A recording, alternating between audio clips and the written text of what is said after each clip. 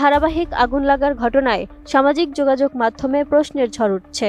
এসব নিছক কোনো দুর্ঘটনা নাকি পরিকল্পিত? বিষয়টি নিয়ে তীব্র আলোচনা সমালোচনার মাঝে এবার প্রশ্ন তুললেন জনপ্রিয় ইসলামী স্কলার শায়েখ মিজানুর রহমান আজহারিও। 18 অক্টোবর রাতে নিজের ভেরিফাইড ফেসবুক পেজে এক স্ট্যাটাসে তিনি লিখেছেন, এদেশে অগ্নিকাণ্ড যেন এক অবিরাম চক্র। 2-1 দিন প্রতিবাদ, মানববন্ধন, মিছিল, গরম টকশো, তারপর আবার সবকিছু নিস্তব্ধ, ঠিক আগের মতোই। তিনি আরও বলেন, অগ্নিকাণ্ডের পর শোক, তারপর সেই চিরচেনা নীরবতা।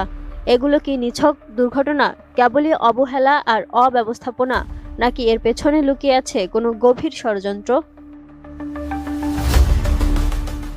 আজহারি তার ওই পোস্টে প্রশ্ন তুলে বলেন, প্রথমে মিরপুর, তারপর চট্টগ্রাম ইপিজেড থেকে শুরু করে শাহজালাল আন্তর্জাতিক বিমানবন্দরের কার্গো ভিলেজ, আগুন যেন